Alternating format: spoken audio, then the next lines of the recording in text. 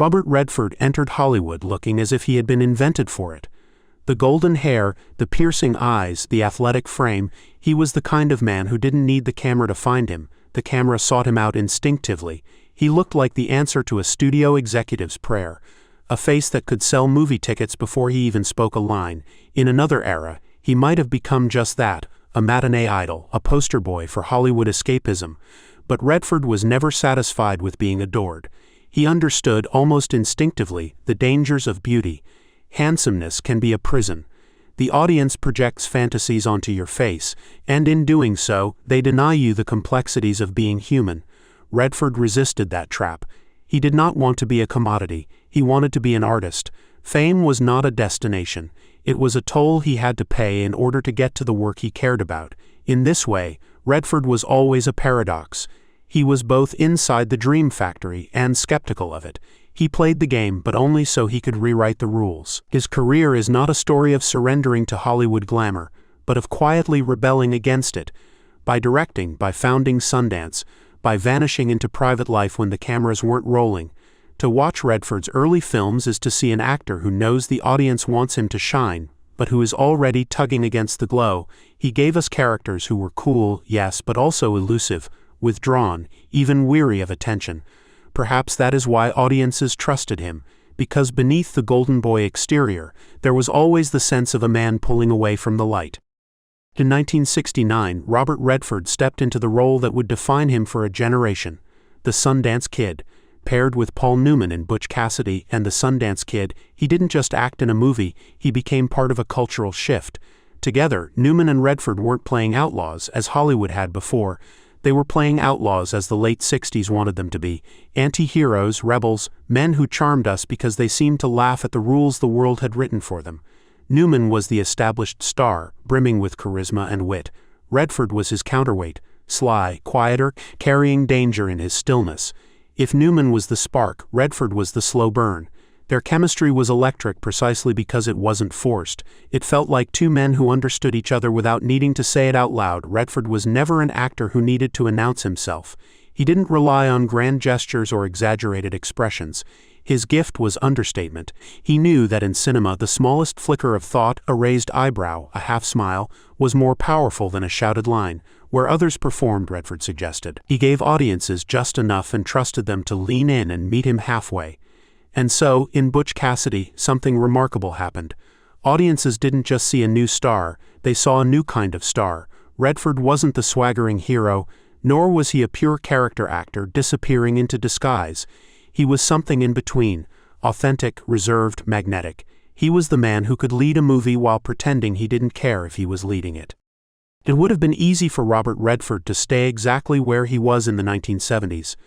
A leading man, a box office draw, the kind of name that guaranteed studios a safe return on their investment. Most actors, when given that position, cling to it for as long as they can. Redford characteristically turned away. He understood that Hollywood was a machine, and machines don't always make art, they make product. And he wanted something else. In the quiet mountains of Utah, far from the studios of Los Angeles, Redford began to build what would become his true legacy. Sundance, at first, it was modest. A lab, a gathering place for filmmakers who were too independent, too strange, or too daring for the Hollywood system. But Redford believed in them. He believed in stories that came not from executives' boardrooms, but from the lives of the people who lived them. What he created was not just a festival, but a movement. Sundance became the birthplace of American independent cinema, a place where unheard voices could be amplified, where directors like Steven Soderbergh, Quentin Tarantino, and the Coen brothers first found their audiences. That this was Redford's rebellion, hidden in plain sight. The handsome movie star, the golden boy who Hollywood wanted to package, was quietly undermining the very system that had made him famous. While other actors spent their later careers chasing roles to stay relevant, Redford built an institution to ensure that relevance would belong to the next generation. There is a rare kind of generosity in that act. Not the generosity of writing a check, but the generosity of handing over the stage. Redford understood that cinema was bigger than himself. By founding Sundance, he guaranteed that stories smaller, riskier, and more personal would still have a place in American culture. Robert Redford never stood on soapboxes. He didn't lecture, he didn't pound the table, and yet politics seemed to follow him wherever he went. not because he waved banners but because his films carried the pulse of the times. In The Candidate, 1972, he played a fresh-faced outsider lured into politics, a man who discovers, step by step, that winning requires compromise, and that compromise corrodes the very ideals that got him there. It was not just a performance, it was a diagnosis of American democracy in the post-Vietnam, post-Watergate era. Then came All the President's Men, 1976. Redford, as journalist Bob Woodward, brought to the screen the unraveling of Nixon's White House. Here was Redford not as a matinee idol, but as a truth seeker. The film was tense, meticulous, even dry, and yet it became one of the defining thrillers of its time because it carried the weight of history. It reminded audiences that democracy depends not on mythic heroes, but on ordinary men willing to chase the truth. What makes these roles so fascinating is that Redford never pushed them into sermon. He let the politics speak for itself. He played men who were ambitious, flawed, sometimes even naive, but always searching for something bigger than themselves. Redford's political films endure because they are not about slogans, they are about people. They do not tell us what to think. They invite us to observe how power twists and tempts, how institutions can betray us, and how individuals struggle to keep their integrity intact. This is where Redford diverged from most of his peers. For every star who played action heroes and fantasy figures, Redford played men who wrestled with the reality of American life. He didn't escape the times, he held them up to the light. By 1980, Robert Redford could have done anything. He was one of the most bankable actors in Hollywood, a man whose name above the title was enough to guarantee success. But instead of choosing another starring role, he made a choice that startled almost everyone. He stepped behind the camera. His directorial debut, Ordinary People, was not the kind of film Hollywood expected from its golden boy. It wasn't glamorous. It wasn't romantic. It wasn't even particularly cinematic in the traditional sense. It was a story about grief, a quiet suburban family reeling from the loss of a son, and the silence that eats them alive. The film is devastating not because of what is said, but because of what isn't. Mary Tyler Moore, cast against type, is brilliant as a mother frozen by perfection and unable to love the son who remains. Timothy Hutton, fragile and desperate, embodies the survivor's guilt of a boy who believes he should have died instead. And Donald Sutherland, gentle and bewildered, is the father caught in the middle. Redford directed it with a restraint that surprised everyone. There are no sweeping camera moves, no grandstanding speeches, no melodramatic crescendos. He trusted the pauses. He trusted the silences between words, the looks across a dinner table, the half-closed doors that separated family members who could no longer speak to one another. This was the boldest move Redford ever made. At the very height of his stardom, he turned the camera away from himself.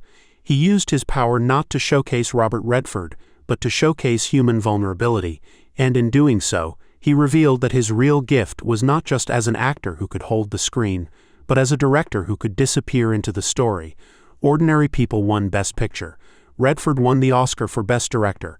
Hollywood seemed stunned. How could the Golden Boy, the Sundance Kid, make something so unglamorous and so quietly devastating? The answer, perhaps, is that Redford had always been moving in this direction.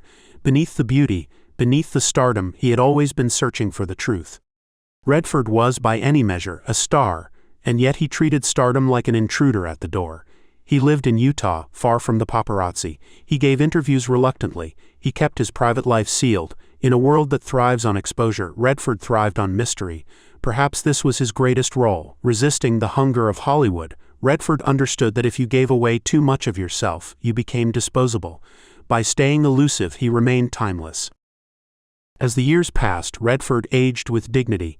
In The Horse Whisperer, he was the man who healed broken spirits. In All Is Lost, he said almost nothing for 2 hours, yet spoke volumes with his presence. And in The Old Man and the Gun, he gave us a farewell, playing a thief who robbed not for money, but for the thrill of living. Redford's later roles were less about romance or heroism, and more about endurance. They asked, what does it mean to keep going, to fight, to survive? His face, weathered now, carried every decade of experience. Robert Redford never let us know him completely. And maybe that's the secret. He gave us fragments, the outlaw, the journalist, the grieving father, the last survivor at sea, but the man himself, he kept that off stage, out of reach. Redford is not just an actor, not just a director. He is a custodian of cinema's integrity. He preserved mystery in an age that tried to strip it away. And that, more than the golden hair or the blue eyes, is why he endures.